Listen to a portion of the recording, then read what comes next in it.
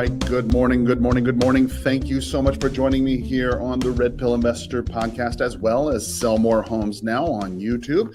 Today, we've got a great day scheduled of prospecting and getting out there and setting some appointments with some expired listings and some canceled listings, as well as some for sale by owners. We're going to do a little bit of cold calling around the areas for sale by owners and properties that we can invest in. If you're listening to us on the podcast, thank you so much for joining me here on the podcast from iTunes. I really would appreciate it if you'd do me a favor and leave me a 5-star. Well, just give me an honest rating. Whatever you think is a fair rating of the podcast, I'd really appreciate it because it means the world to me. Also, if you've had a chance, I would appreciate it if you would go over to YouTube and check out my channel at Sell More Homes Now, where you'll find the live presentation of what's going on here. Then, of course, I would encourage you to subscribe to both channels so you'll get notifications of all the trainings, of all the thoughts, of all the teachings, all the different things that I've got coming out as it relates to real estate. I've got a lot of really good news today. If you had a Memorial Day, I hope you had a great Memorial Day, because trust me, the news that I'm about to share with you is going to be life-changing, just like Memorial Day has been for our country. I'm going to tell you right now, this is some life-changing news. What we're going to cover today, we're going to cover Scottsdale-based True Realty completed its first blockchain transaction in December. This is back here in December of 2018. If you're trying to get some perspective, I'm going to put these stories in perspective for you so that you can see how this has progressed here in Arizona and what this will ultimately mean to an investor, to a realtor, to somebody who is a realtor and an investor, what this ultimately means to you, especially if you're in Arizona, and then ultimately what it's going to mean to you in the nation. So the first story we will cover here in just a few moments will be this story about a blockchain transaction for real estate that was completed in Scottsdale. The next story we're going to cover will be PropTech. If you're not familiar with PropTech, PropTech is a new thing that you're wanting. Well, it's not really a new thing, but it's something you're going to want to definitely be on the lookout for. PropTech is a nice way to put a conglomeration, if you will, a bunch of companies who are looking to disrupt the real estate game. And if you're a realtor, if you're a real estate investor, well, then you know that there's going to be some changes coming, and PropTech is a conglomeration of companies that are intended to do that. And here in Arizona, they've got a couple changes that they've made. And the final story we will cover has been causing a lot of realtors grief here in Arizona, has been this Governor Doug Ducey recently attended the Arizona Tech Innovation Summit 2019 and signed House Bill 2673, which is actually the Property Technology Sandbox. So that allows businesses to test technology here in Arizona. I'm going to go over what that means for you as a practitioner as well as an investor in just a few moments. In the meantime, between time, of course, we will definitely go ahead and call expired listings. We're going to go ahead and call all the people that we said we would do. I've got my phone right now on Do Not Disturb.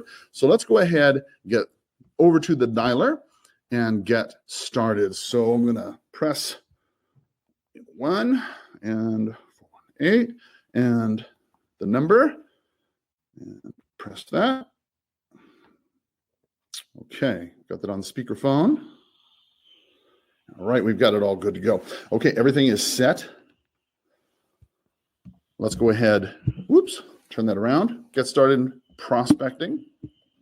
As we always do, let's take this to the Lord in prayer. Lord, we just ask that you'd bless this day as you have every day. Lord, you've blessed us with a great country. You've blessed us with many opportunities. You've blessed us with great people to work with. Lord, I just ask that you'd bless the people who listen to this, that you'd open their ears, that they might hear something that would be new to them, that they could help their communities, open their eyes, that they might see something, that they might learn, that they would help their friends and families.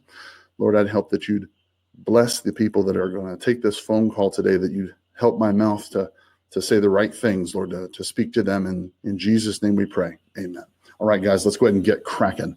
So press start. Boom. Now, so first off, we're starting with the expireds, and then as you know, if this is your first time joining us, welcome. I'm glad that you're here. If you're have you been here before? Welcome back. Thank you for joining me. As you know, I've got this thing rolling in the background, and pretty soon you'll hear a ding if a homeowner picks up the phone, and then we will go ahead and talk with them. And in the meantime, what we'll do is we will go ahead and discuss some of the news of the day. So that in mind, let's go ahead and get started with our first news story. Like we talked about, this comes to us from the Chamber News Review, or Chamber News.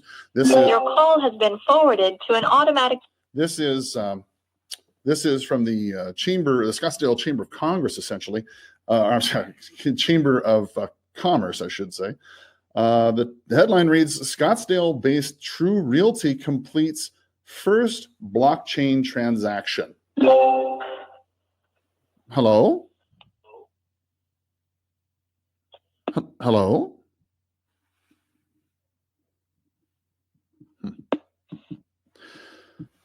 No answer on that one. Okay.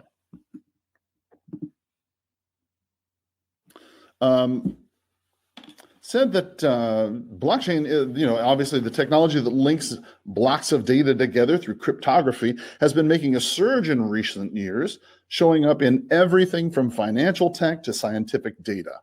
And Arizona is having a blockchain surge of its own, opening the door to startups and data science companies through a series of workshops and the country's first FinTech Sandbox. Now, a Scottsdale-based real estate agency is grabbing the, quote, brass ring of the blockchain by recording its first ever transaction using the technology. Now, when you think about it, that's the first paragraph from their story. And what this essentially means for you and I as practitioners is, hello? That's not what I want. That's not going to work at all. All right. Sorry about that, guys. Sorry I had to listen to that one. Essentially what this means is if you've been in the game like I have, you can see that things change over time. You can see how financing has changed. You can see how recordation has changed. You can see how a lot of things within your contracts themselves, the way they've changed over the years, from being more seller-centric to more of a buyer-centric contract. You can see how things change over years, and this is another change that's coming to the market that I think is something that is inevitable. If there's anything that you can do to shorten the time span of a closing, anything you can do to increase the security of a transaction, anything you can do to minimize the risk of fraud, companies are willing to do this. And they're willing to do this because this is an opportunity for them to save a lot of money. I mean, anytime you can cut costs and increase security and shorten the period of time it takes for you to get your closings, that's just a win for everybody. So let's take a look at what happened. So True Realty apparently is a full-service real estate agency, just announced the sale. This is back in December, making it only the third realty company in the entire country to have completed a real estate transaction utilizing blockchain. Now, True did it, they said, by utilizing a tech platform called Propy, which increased the security and speed of the transaction. Now, I'd like to add that this Propy website is not something new. This is something that they've been working on for a while. I've seen this around myself. It's PROPY. And this is what's the platform that is enabling these people to go ahead and start doing this. I'm just going to go continue reading. It says blockchain's been showing up in a number of different industries, and the real estate has been primed for some point to get in on it. The overall process of buying a home is still laborious, so bringing in a technology that creates a streamlined solution is highly desired. Exactly. If you've been in real estate for more than 10 minutes, you recognize how important this is, because one of the biggest problems I think that we have as realtors is the span of time it takes for you to close. Once you get a property under contract, from the time you get the parties to agree to the time you ultimately get it to close and record, let's say you're in a regular residential real estate transaction. If it's a regular residential real estate transaction, that's 30 days or maybe 45 days or so. And every day that it takes, every longer day that it takes, is the increased chance that something negative is going to happen that's going to prevent your sale. I mean, call it Murphy's Law, call it what you will, but whatever the case may be, the fact remains that the longer it takes for things to close, the more obstacles can and do get in the way. People go out and buy things. People have all sorts of unsuspecting things happen in their life. And so if you're able to go ahead and speed this process up from the actual approval of the loan to get the money to them, to actual recordation, to move it to the seller's hands, the less opportunity there is for negative things to happen and interrupt it. They wrote down, this is an actual quote from Sarah Richardson. God bless her heart. She's the principal designated broker at True. She gave a quote to them and shout out to her for doing this. She said, we see it Forwarded to an automatic voice. We see it as a safer and faster and more efficient way of doing business. It's not disrupting our process. It was so easy, it was scary, she said. It was easier than uploading a listing on Zillow. Oh my goodness. Could you imagine? Could you imagine being able to close a transaction out easier than uploading photographs and descriptions and whatnot on Zillow? Hello? I mean, if you think about it, as a realtor, that might give you a little bit of pause. You might be thinking to yourself, great, this is awesome, because now... Good morning, Texas Netherlands. Oh, hi, this is Carl. How are you today? Fine, thank you. And you? What can I help you yes, with? I'm doing well. I'm not sure if I have the right person. Are you the fellows, the Pelican Properties, the owners of that property on 29th? Let me give you Christian just a second. Okay.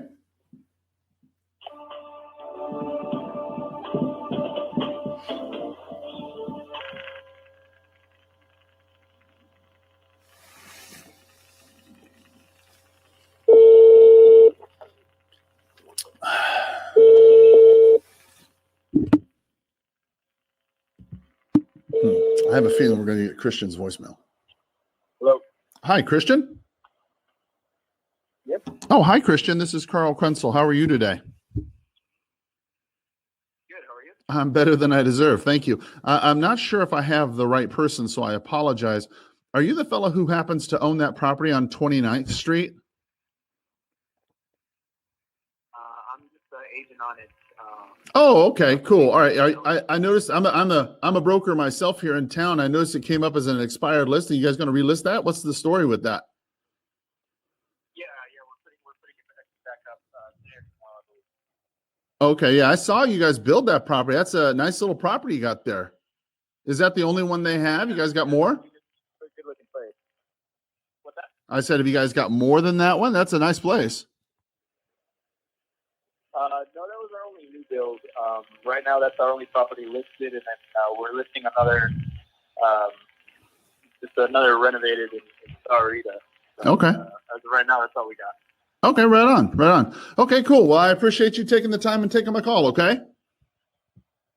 Yeah, of course. All right, brother. Have a great day. Thanks. See ya. Bye-bye. All right, so we were just going to go ahead and delete that whole... Let's delete this whole thing here. Yeah, we'll delete that. Boom. Okay, there we go.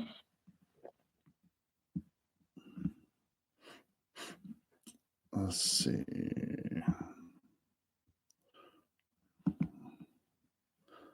All right, so there we go. As I was saying, perfect. As I was saying, as a real estate agent, you might look at this and take pause to yourself and say, well, gosh, if this was so easy, they could just simply close this easier than going to Zillow. Well, oh my goodness. This is Pat Dillberry. How can I help you? Hi, Pat. This is Carl Krenzel. How are you today?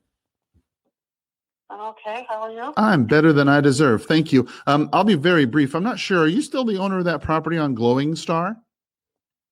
Yes, I am. Wonderful. I noticed that the property went off the market the other day. I was actually I'm a broker here in town. I was just calling to see if you still wanted to sell it. Do you?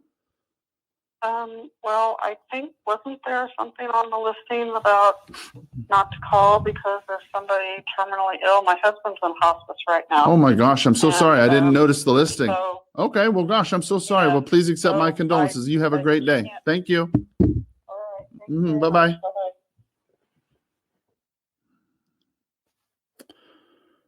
All right, so put that down as not interested. Good deal. All right. Yeah, gosh, I'm sorry to hear about her husband, but no, it doesn't show up in my dialer. That's the thing. The remarks, a lot of times people will say, well, gosh, maybe we should go through these remarks and read them. No, I don't believe that at all. Sometimes it has some value, but more often than not, it is more valuable to get to them quickly and then go back and potentially read them if you need to, because it is extremely rare that you'll have a situation like that where somebody will say, well, gosh, my husband's in hospice and blah, blah, blah, blah, blah. Or, my mom just died or blah, blah, blah, blah, blah. It's very rare that happens. I would say that probably happens 1 out of every 500, 600, maybe 800 times. I've been with you guys on all these phone calls that we've been doing. I don't think we've had that one come up just yet. So, in any event, getting back to this this issue of blockchain, one of the benefits when you think about it is that you can go from, especially from an international transaction. We've got a world nowadays that is global in nature, and people buy properties, and I'm not sure where you are. Okay. It's certainly true that it's probably not going to be somebody from, Dubai who's going to buy $150,000, $160,000 property here in Tucson. It's probably not going to happen. However, it could be very likely that someone from Dubai with millions of dollars, could be looking to buy a property here in Arizona or Tucson or somewhere along the lines that's in the millions of dollars. And if that's the case, it could be very difficult sometimes for you to prove certain things, right? Our banking regulations, if you're going to buy property, if you're going to get a loan, unless you're going to pay cash or something, and even cash, there's regulations about what you can do. There's what I guess I'm trying to say is there's difficulties in transporting large amounts of cash overseas, and there's a problem wiring cash, and there's time that's involved sometimes if you're getting a loan, especially if you're an overseas person, or here in the States, if you're distant from Arizona, let's say. It can be very difficult if you're an international client from Mexico, Canada, overseas, who's trying to buy property, because the regulations just take so long to prove and verify money. However, in a blockchain scenario, things that would take weeks to do to verify where the money came from and who had what and where this was and source everything, that ordinarily would take weeks, but now it just takes hours by using blockchain technology. And this presents an incredible value to people. Another value is fraud or data breaches, because you're able to, the blocks themselves are essentially 100% secure. You're able to encrypt them, you're able to chain them and lock them to where only the buyer and the seller and authorized persons can get the data. But the encryption and the status of it, the way it's built, makes it very difficult for someone to commit a fraud or change it without everybody else knowing. Now, obviously, blockchain is certainly not ready at this point to take on the hundreds and thousands and millions of transactions that are being done in the United States at this point in May 28th, 2019, the day after Memorial Day. It's certainly unlikely that that is going to happen in the next 30 days. But it does mean that there's going to come a time pretty soon in the very near future, once they get the technology straight. I mean, you remember the initial computers, how big they were and bulky, and they had to have fans to cool them off, maybe a tape deck to put the data in. My very first computer was a TRS-80. Now, none of you probably remember what that is, but that was a computer where it was extremely old. It was made by Radio Shack, and to get the program in, if you want to play Pac-Man or something like that, you had a tape deck with a cassette tape, and you had to put it in there and press play, and it would put the data in a kind of format into the computer itself, and it would learn the program, and you could play your game. And thinking that was just, gosh. Hi there. Okay, you've reached Sue. I'm unavailable. Okay. It was probably 1981, 80, I'd say, when I got that. Yeah. And here it is, 2019, and we've got computers that are more powerful in the palm of my hand than the computer I had on the desktop. And if in a short period, you're going to find it's the I'm not in, but if you leave your name and a number and a message, I'll try and get. It's going to be the same scenario with blockchain. Blockchain right now is a little kind of hard to work with. Not everybody knows how to get, but it will be soon, and very soon, where blockchain will be something that you're going to be working with. Now, as a realtor, as an investor, I don't think it's going to be a situation where that's going to interrupt. Hello? Please leave your message for 5. I don't think it's going to be a situation where you're going to get edged out of this. If you're a realtor or an investor, I don't think you're going to get edged out of this at all. Blockchain, I don't believe, causes a threat to you in your business. I don't think that's the case at all. If anything, I think what it does is going to provide a faster, more secure, easier method for you to get your closings, which is ultimately going to help your customers get what they want, which is the money. And if you're an investor out there, if you're a broker out there, this technology is certainly going to be very helpful to you. So let's go ahead and see where we are here so far. We're still dialing pretty good. We've made, let's see, we have 46 calls that we've made. We've made 3 contacts. Let's see, none of them I think were any good. Dropped 7 voicemails. Let's see. Okay, so that's where we're at so far while that's dialing. And let's go ahead and see. Hello? Oh, that one went to the no answer. All right. So let's move on to the next story very briefly. The next story that I'd like to cover with you today, as I mentioned, is this issue of property tech, right? This property technology issue. So, as a realtor, as a broker, as a person who's in the real estate business, you're always on the lookout for some of the latest and greatest, trying to figure out where the market's going and how this can affect you and your customers. That's what you're trying to do, right? Well, in Arizona, there's 2 things that are always happening. One of them is technology. Technology in Arizona, it goes hand in hand. We have, Raytheon here. We've got, U of A here, the Science Park. We've got science technology has been a big factor here for Arizona for many, many years. Housing in Arizona has also been another big thing. And the reason why is clear, because housing in Arizona is quite honestly one of the fastest things growing, because people move here from all over, from California, from Washington, from Oregon, from the East Coast.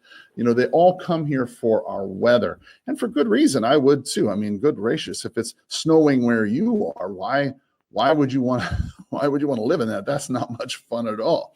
So what we're going to do right now is switch over to the Mittman edition here, where I like to call this a little area, and we're going to leave out, let's see, the ones that I've already called, or leave those out. All right. Okay, here we go. And we're dialing again. Okay, good deal. So in our last story, we talked about how in December, just 5-6 months ago, there was a transaction that was first done here in Arizona, up in Scottsdale, with True Realty about blockchain, and that it was the first time something had been done in Arizona using blockchain. Fast forward a month, now it's January 2019. This article comes to us again from the Chamber of Commerce News. And they said that that property tech is the next big tech boom in Arizona. This is the Chamber's business news section. They wrote down that one way real estate and technology are coming together is through property tech, which is really a buzzy new piece of innovation in the real estate space, right? This is what Nick Esquire from the Chamber of Commerce writes. He said, PropTech is a small part of a wider digital overhaul in the property industry. Okay, he puts it much like how Uber, Lyft, and Bird scooters changed the transportation sector, or how Grubhub and Uber Eats changed the way we order food. Well, I certainly agree with Nick there. I mean, there has been a lot of changes in the way that we transport people. There's been extraordinary amounts of change in the way that we eat and order food. And I would agree that real estate is ripe for this change as well.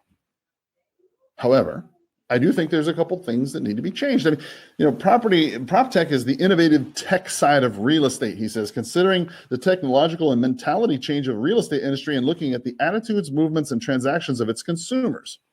He writes, it is, quote, an amalgam for all the companies that are taking the real estate industry to make it a better user experience. It's still a new trend, but one that fits in with the changing world of real estate that we're experiencing here in Arizona. Now, I agree with him 100%. Part of the problem, I think, that we've experienced over time, if you follow my podcast at theredpillinvestor.com or on Sell More Homes Now, you'll even see it in my sales strategy over time and how I've kind of matured and evolved over time. You'll see that as late as 10, 15 years ago, people were not really able to go on the internet. 20 years, they were not really able to go on the internet, check things out. I mean, when I first started in real estate, the MLS was in a book. It wasn't on the computer. I still remember the day that they put in the teletype machine in the office in my company at Real Estate, was it Agent-Owned Realty in Charleston, Somerville, South Carolina, back in 1996. I remember when they put the teletype machine in there so they could burn out. Hello. Hey, this is Carl Krenzel. How are you?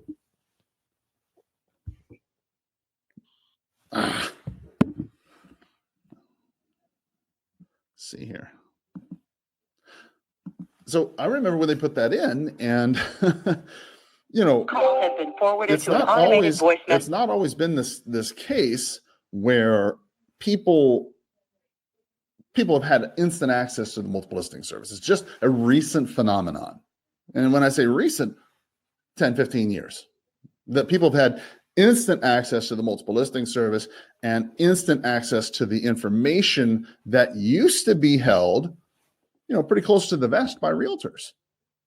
It used to be back in the day when I first started, realtors didn't tell you much unless you started paying.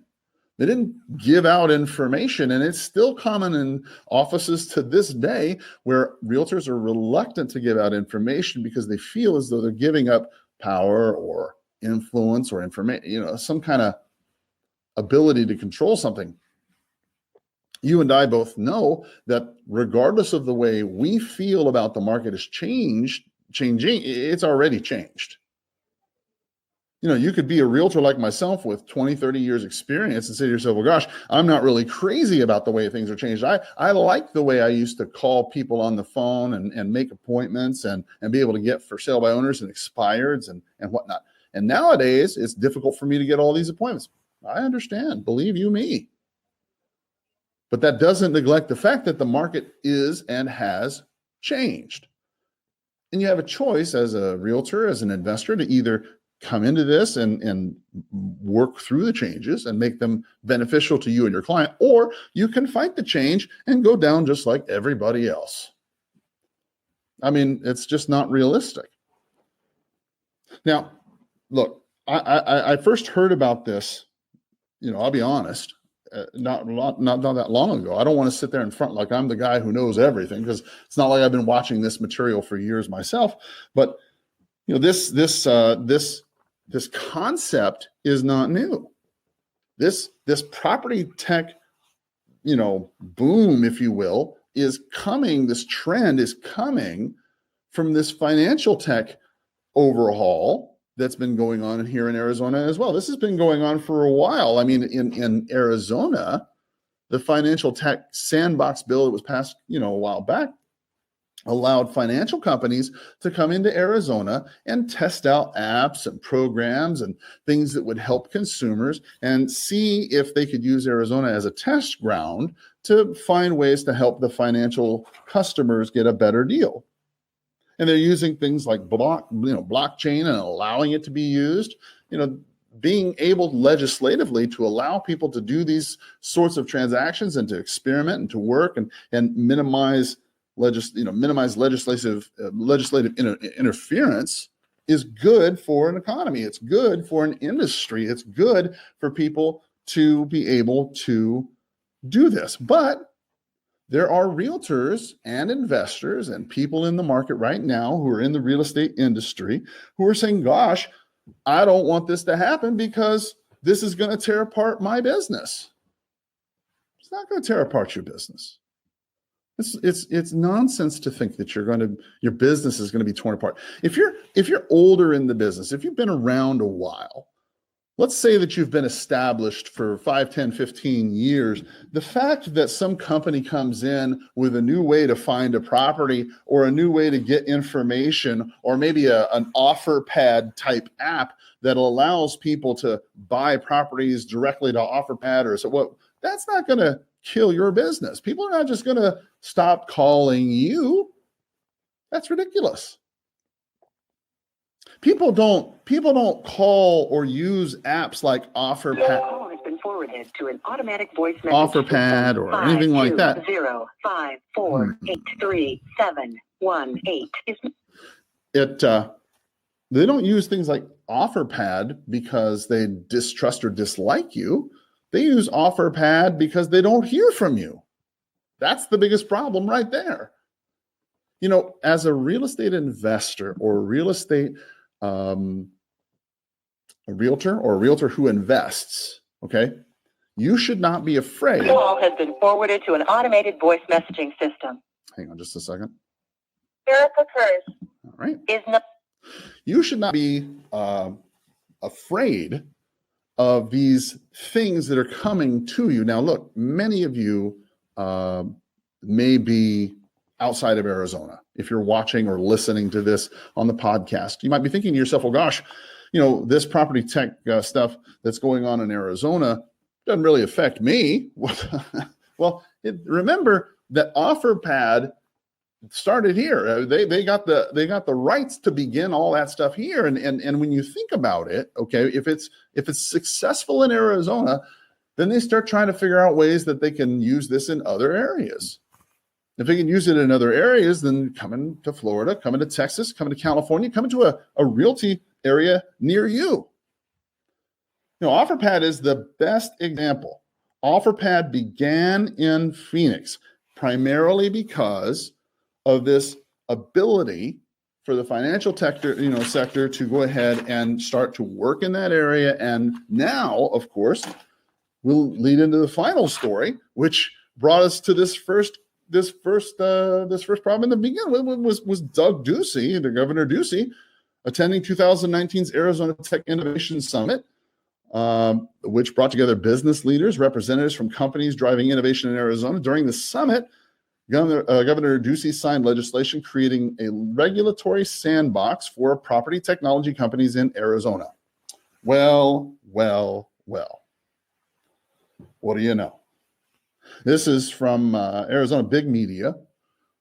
shout out to them for covering this. I know many of the realtors in my community are concerned. Your call has been forwarded to an automatic voice message system. Just a second. Very Many of the people in my community, many of the realtors in my community are somewhat concerned about this because they feel Your call has been that, forwarded gosh, to this an is going to be automatic just voice like message Uber. system. This is going to be 52082. Uber's going to take over like real estate. You're going to have people like Zillow coming in and making offers and buying homes, and then you're going to have OfferPad coming in and buying homes, and then you're going to have all. You have reached the voicemail box of 5. You're going to have all these horror stories, things that are going to happen to realtors and investors and whatnot here in Arizona. If you listen to some realtors, you'd be concerned that Armageddon was coming. You'd think that the end of the world was here, because to hear brand new realtors or investors who don't have a lot of experience, who've not really been through a bad market or competition in any serious way, they think this is the end of the world. And look, I'm not complaining. I'm not making fun of you. Don't get me wrong. Look, everybody has their own thing. I get it. When the do not call list first came out, I remember pulling my hair out thinking that was the end of my business. But I'm here to tell you that you've got some encouraging news. Don't worry. Let me tell you. Let me explain why. Let me go through this article a little bit with you. It says House Bill 2673, HB 2673, sponsored by Arizona State Representative Jeff Winiger, establishes a, quote, property technology sandbox for businesses to test innovative products or services in the real estate industry. Here's the notable point, right? By, quote, reducing costly barriers to entry. By reducing costly barriers to entry. 208. The bill promotes the, quote, development of disruptive technologies affecting the transfer and management of both commercial and residential property. Sounds suspicious to me. When you think about it, HB 2673 does two things: reduce costly barriers to entry and promotes disruptive technologies affecting the transfer and management of commercial and residential property. Reducing the cost of entry, meaning more people can come in and disrupt, right? Disrupt the technologies affecting the transfer and management of both commercial and residential property. Governor Ducey went on to say, God bless his heart, he went on to say, PropTech is changing the way we rent, sell, buy, develop, and manage property. I agree. PropTech, these companies, this trend, if you will, absolutely 100%, I agree with him, is changing the way we rent, sell, buy, develop, and manage a property. I mean, when you think about it, nowadays, when you want to go find a rental property, do you call your rental agent? Probably not. If you want to go find a rental property, do you go to the paper? No. If you want to find a rental property, if you want to rent a property, you go on the internet. Hello. Good morning. This is Carl Krenzel. How are you today? Carl, please stop calling me. Well, I'm not sure if I have the right person, so I apologize. Are you the lady who owns the home on Rosewood? I am, and I don't want to talk to you again. No worries. I didn't realize I ever talked to you. Did you want cash for your home? I just wanted to buy it. Well, that's okay. I'll take that as a no. All right. Let's see here.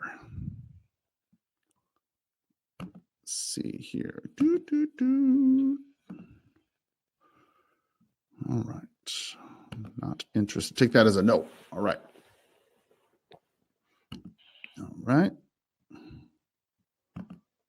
Okay.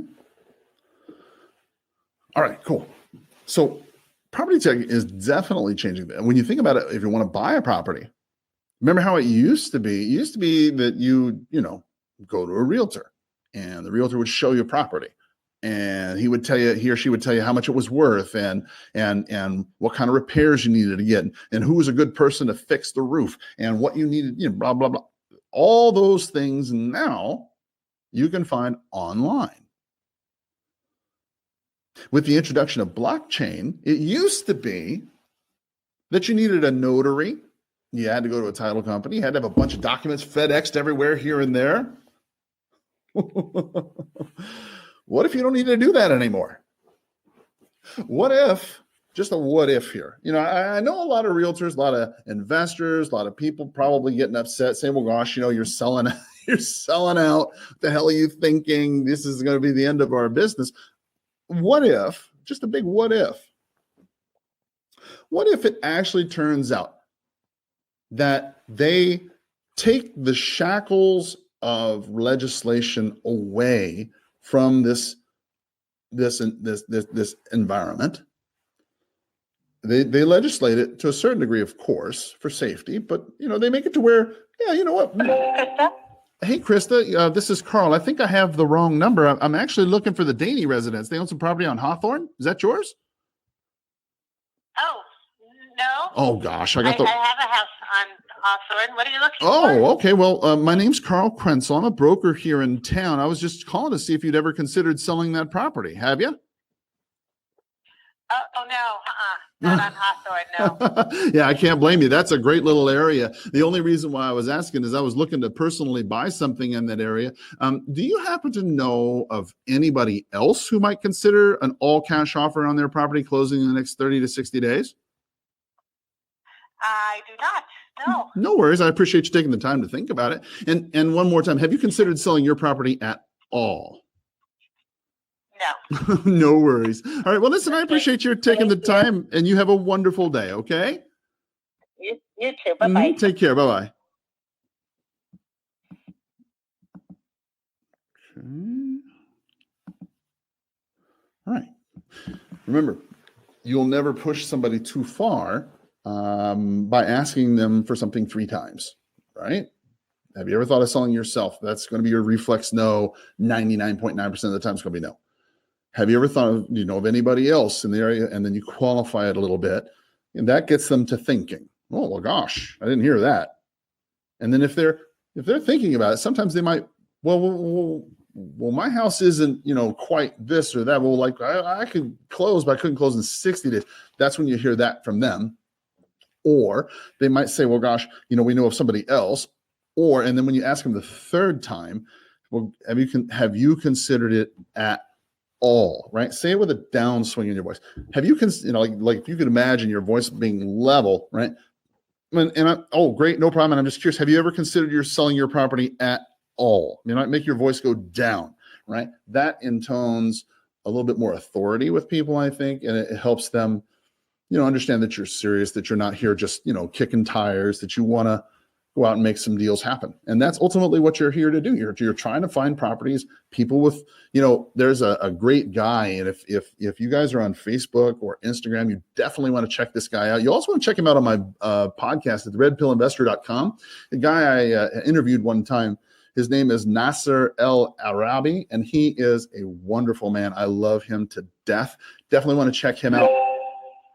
Hello? Oh, hi. Is this Pat? No Pat here. Oh my gosh, I'm so sorry. I might have the wrong number then. Do you happen to own a property over there on Hawthorne at all?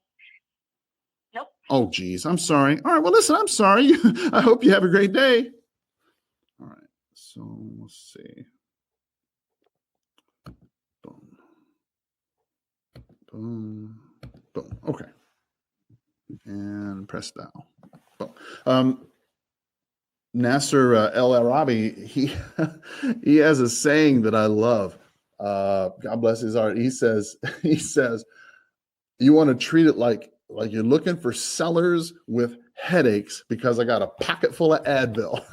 And I just love hearing my brother say that because it fills my heart with joy thinking about him walking down the street looking for sellers with headaches because he's got pockets full of Advil. And bless God, that's the way we got to look at our real estate business, we've got to think about, hey, I'm trying to find people who have problem properties because I've got solutions. And if you're in the real estate game, if you're a real estate agent who invests, then bless God, you've got all the technology, all the skills you need. And let's talk about this property tech issue and why you shouldn't be scared. Look, when I was first starting out, I remember when they said the do not call list was coming out, and I thought to myself, oh my goodness, that's going to be the end of my life. Because I'd made hundreds and hundreds of thousands of dollars, practically $1 million by that time off the phone.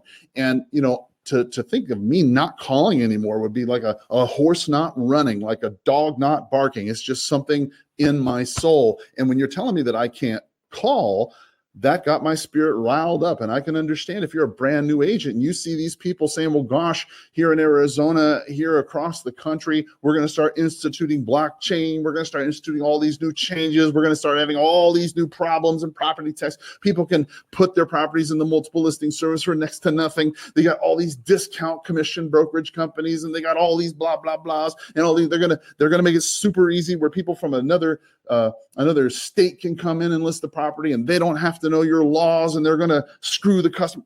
I get it. Trust me. I understand how passionate we can get when we're trying to think about our business and our customers and the clients that we have to deal with on a daily basis. But I have to promise you that your passion is misdirected. You have to direct your passion in the right place.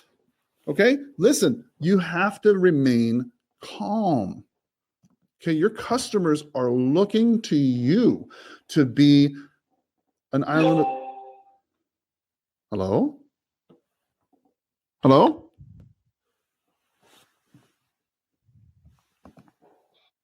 Your customers are looking to you to be an island of peace, right? I mean, the world's going crazy around them, right? They pick up their telephones every day and it's feed of hate and miscontent, and people are upset and outraged and triggered by this or that, and this is a culture of outrage. And right now things are good.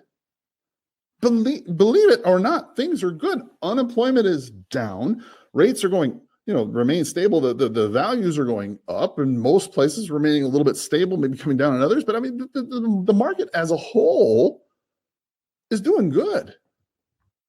People have a job and they're doing well. As a society, we're more healthy. We're living longer. More people are working. More people have money. Are there problems? Of course there's problems. But if people are complaining now, if you as a practitioner are complaining now, if you as a investor are complaining now when things are good, how positive, how good, how productive could you possibly be when the market goes down? And it will. Don't fool yourself. Don't sit here and be just like those people in 2005 and 4 and 3 and 2 and 1 and said, the market will never go down. Let's eat, drink, and be merry. For tomorrow we die. Things are just going to be great. It's never going to be that way. It's not going to be that way for long. And you have to... Hello, you've reached Kelly at 808-0791. You have to be able to go ahead and see some of these things in a positive way. So now that I've ranted for a minute, let's focus on what's positive about this. Okay. So in these 3 stories, what we've covered so far, all right, here in Arizona, we see that blockchain, you got the transaction comes through with blockchain, that deal gets done, lickety split. Girl says, guess what? It was easier than uploading it to Zillow. This is a designated broker in that marketplace. This is a person who has the most to lose. And she's saying, it was super easy. You reached the voicemail box of Harold Andrew Couch. She says, I don't think you really need to worry about it because it just makes things faster and more efficient. I realized, quote, it could be the goal of reaching global listings.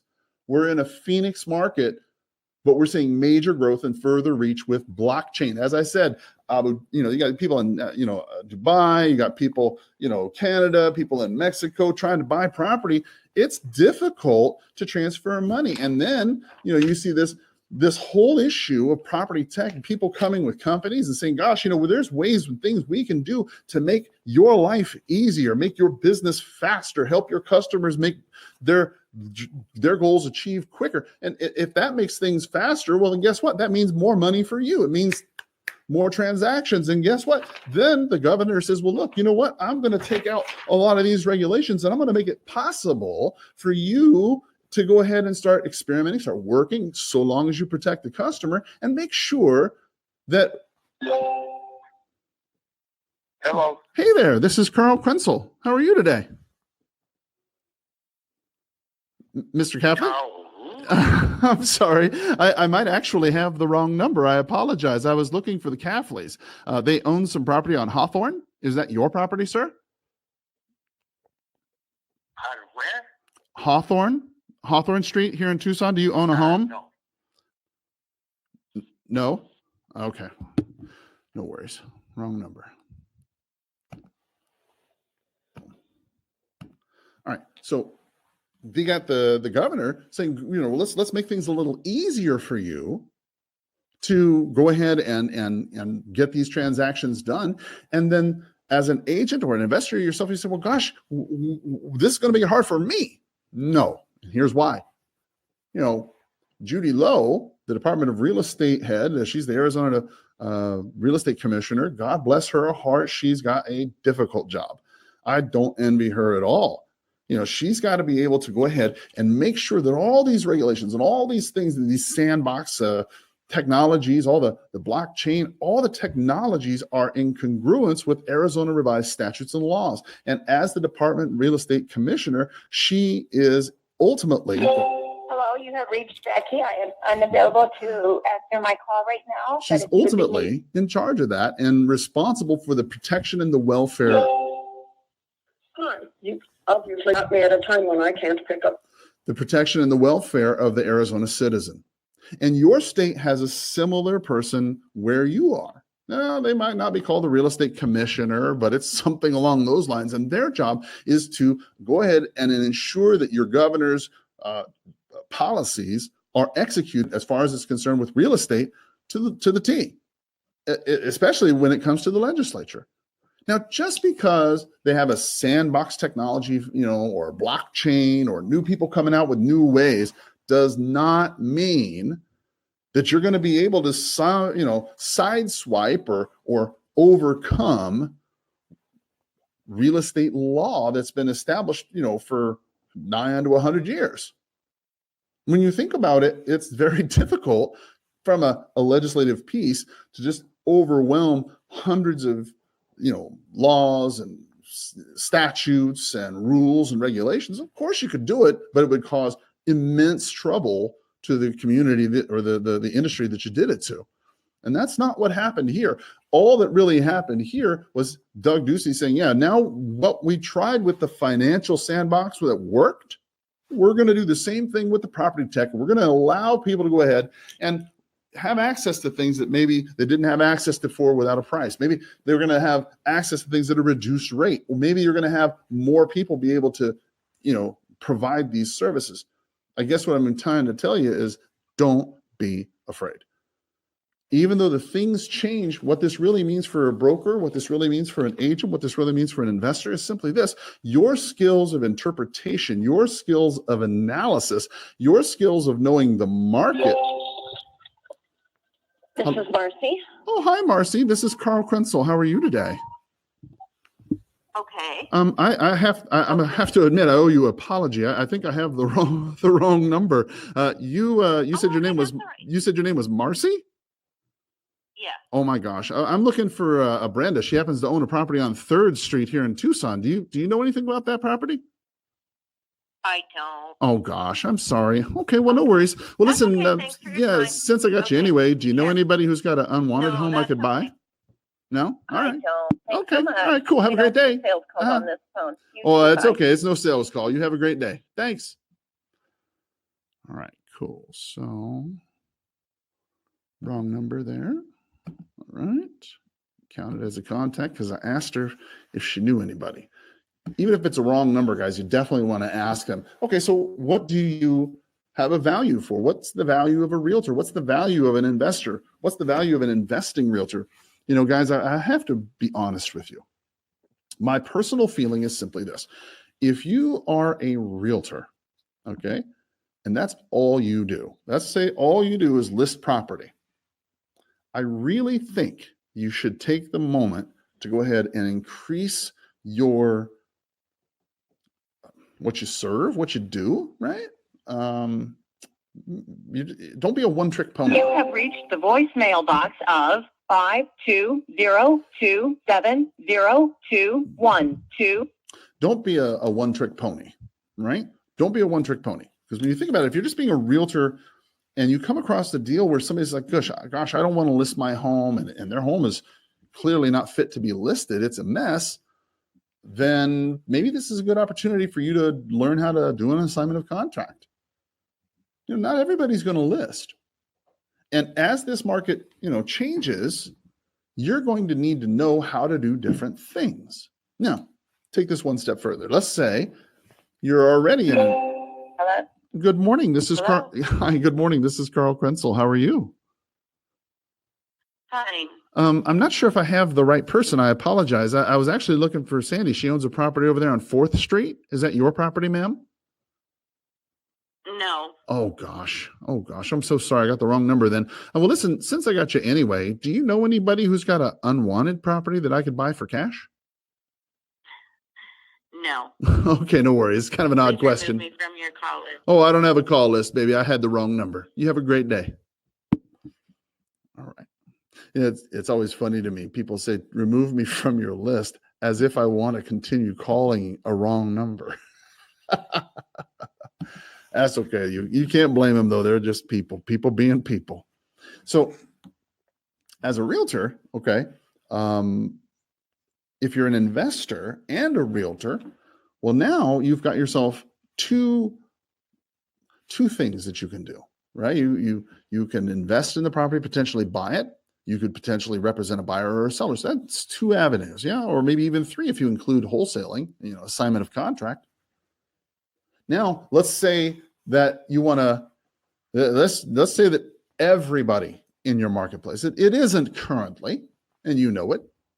I mean, right now, if you look in your market, there's probably 1, 2, 3, 4, maybe 5 realtors, unless you're in a really big market, that are actually wholesaling or investing or buying property, turn around and flip it. There's a handful of realtors that do it. Not all the realtors in your marketplace are doing it. But let's suppose that all of them one day woke up and decided, you know what? We're going to start investing as well. We're going to make wholesaling and assignment of contract. We're going to make investing, flipping, lease land, you know, wholesaling, lease options. I mean, whatever it is, esoteric kind of investing that you want to talk about. Let's just decide that all the realtors in your marketplace decided that, you know what, they're going to do it too. Holy cow. Holy cow. I mean, on the one hand, you got the sandbox stuff. So now you got Zillow on your turf. You got OfferPad, you know, knocking on your client's door. You got all kinds of problems because now your buyers are getting scooped up by Zillow, and you know they're getting sold their information to an agent that is paying for their information. And then where are you going to get your leads? Where are you going to find your value? How do you differentiate yourself in that kind of environment? Now you got a pickle. As an investing realtor, you know, it's not all that hard to discover 5 years from now. If this is 2019, and let's say that this market continues on an upward or at least stable trend for another 5 years, 5 years from now, if it's almost impossible to contact somebody by phone, and you have to reach them by text, and even text is hard to do because text is so passe. It's onto Snapchat or some other kind of thing. I don't even know 5 years from now. Well, then how are you going to reach your client? How are you going to reach your people? How are you going to talk to them? How are you going to prevent your center of influence from going on the internet? And let's say that they're in USAA and they get a referral company, and they save some of their money on the commission when they sell their property. Yeah, how are you going to compete with that?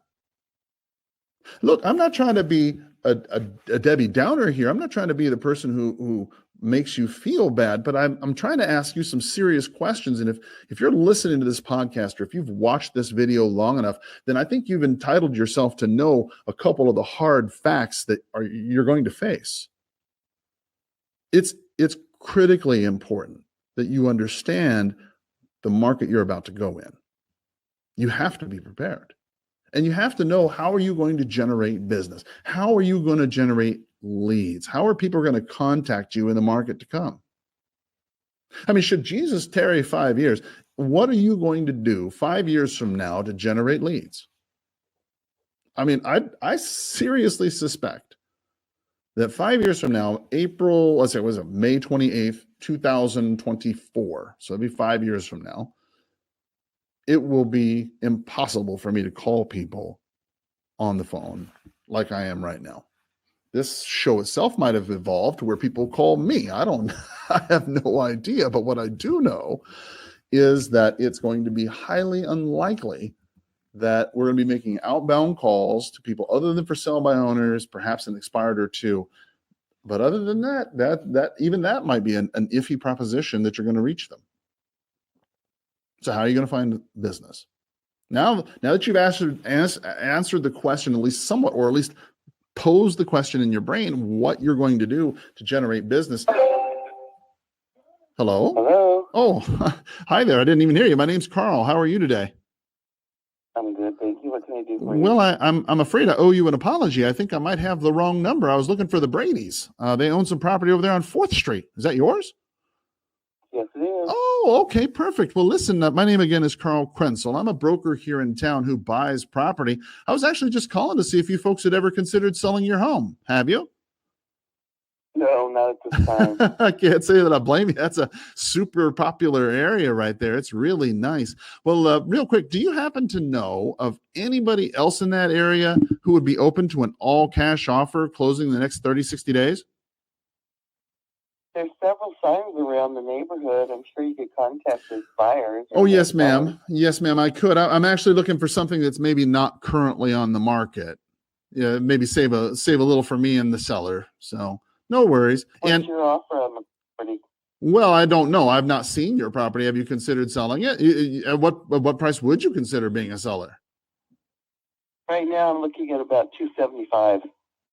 Okay. What kind of improvements have you done to your property, if any? Not really any, but it's a great location. It's a good layout, and I think that's current value in the neighborhood. Okay. Well, I'm just wondering. I mean, I'm not arguing with you. Don't misunderstand. I'm just kind of taking a quick look at this estimate thing. You know how crazy those things are. It says that it's 221 for your property, and I buy properties in that area pretty frequently. I'm curious. 275. Did you add another bath at all, or it's still one bath, right? No, it's 1 3/4. And actually, the house right behind me sold for over $350. See, there we go. But I do realize that one has a pool, and I don't. Oh, that's why. Okay. See, the Zillow folks only have you as a 1 bath, and so that certainly makes a difference. Okay, very cool. All right, so you're saying 275? I might consider it. I don't know if that, it's one of those. Right. Yeah, it's no set in stone. Yeah. Well, I'll tell you what, I don't mind. Why don't I come out and take a quick look at your property, see what it has to offer, and while I'm there, I'll tell you what somebody might offer on your property. Would something like that help you? No, not at this time. Oh, I see. I have other properties. Thanks. Oh, you're looking to get some offers on your other properties as well? The other one would be a commercial building on 4th Avenue. Oh, okay. All right. Yeah, I wouldn't really be interested in that. All right. Well, listen, Christine, I appreciate your time. I hope you have a great day, okay? Thank you. Bye-bye. Thank you. Bye-bye. Okay. So this particular one is not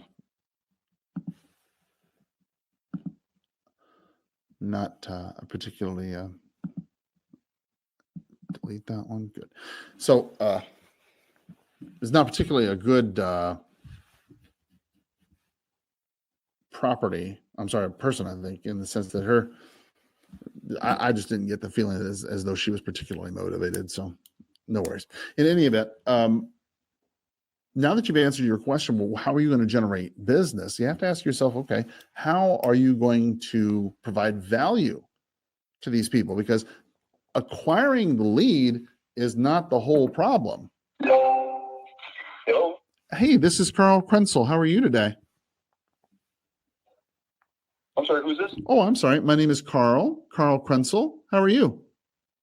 Good, thank you. I'm not sure if I have the right person. I apologize. Are you the fellow who happens to own those little rental over there on Rosewood, the little property? You must have the wrong number. Gosh, I'm sorry. Gosh, that happens a lot. I apologize. Well, hey, since I got you anyway, do you know anybody who's got an unwanted home that I could buy for cash? I don't. No worries. It's kind of an odd question. So, okay, cool. Well, listen, I appreciate your time. I hope you have a great day. Okay. You too. Thank you very much. Yeah. Thank you. Bye-bye. Bye. Okay. So let's see. Wrong number. Remove that. Count that as a contact and begin. Okay. So now that you found it, because as I said, lead generation is not your problem. I mean, you could look, there's tons of ways for you to find buyers and sellers. Your problem is not that. Okay. You can go hold open houses. You can run an ad in Craigslist. You can buy them off the internet. You can, prospect on the telephone. You can do it. You can knock on doors. There's tons of ways that you can generate a lead, somebody who's looking to buy or sell real estate. That is not your problem. That's easy. Your problem is being able to convert that lead into a transaction, right? Let's just call a spade a spade. You don't have problems. You don't have problems generating leads. You have problems converting leads. So how are you going to convert a lead in an environment 5 years from now when everybody's property and technology thing is going on? What value proposition are you going to provide? In my mind, you need to be able to provide a value proposition of knowledge of the market, deep knowledge of the market, right? Because a computer and a stat and a statistic and all these things that they can get from public information and from the computer cannot tell you a lot of things. It can't tell you, for example, off-market properties. It could if the computer's taught what to say and what to look for. But typically, the computer's not going to be taught to look and say for that expired or canceled listings. You on the other hand, could do that. You could look for expired or canceled listings. If you're an investor, if you're a realtor who invests, that's a great place for you to find off-market property that you could do business with. Even if you're a realtor trying to find properties for other people, you could certainly look at those that the computer, Zillow, expired, whatnot. They're not going to find that stuff. They're not looking for that. What about what other values that you could provide about off-market properties? People who were saying, well, gosh, I would consider selling my home at, $275, like that person just a couple minutes ago.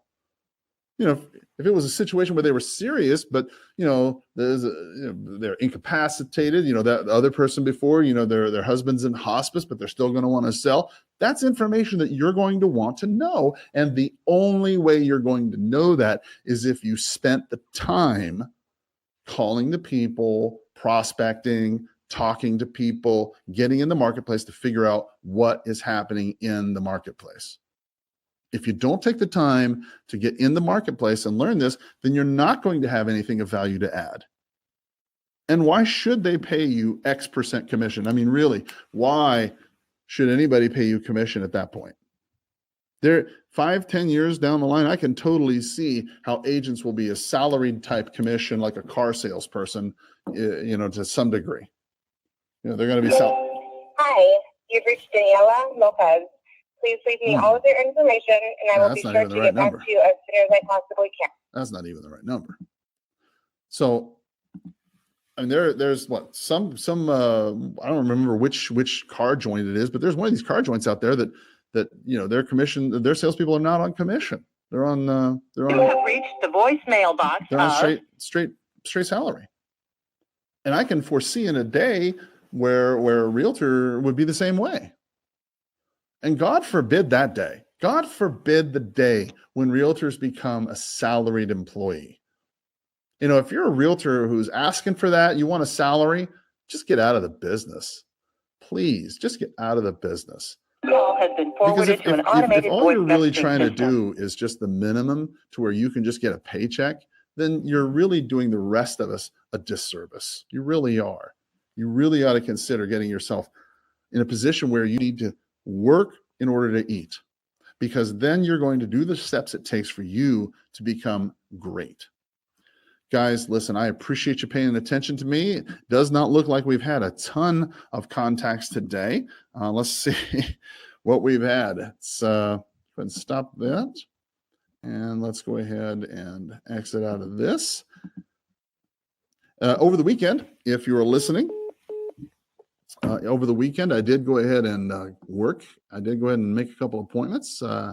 And so I'll let you know what happens with those.